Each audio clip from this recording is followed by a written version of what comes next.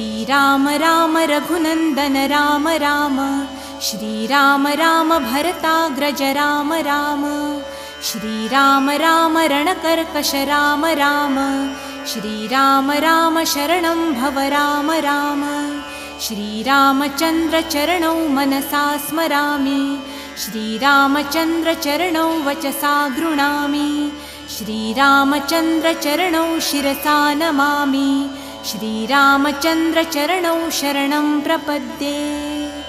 माता रामो मत्पिता रामचन्द्रः, स्वामी रामो मत्सखा रामचन्द्रः, सर्वस्वं मे रामचन्द्रो दयालुः, नान्यं जाने नैव जाने न जाने।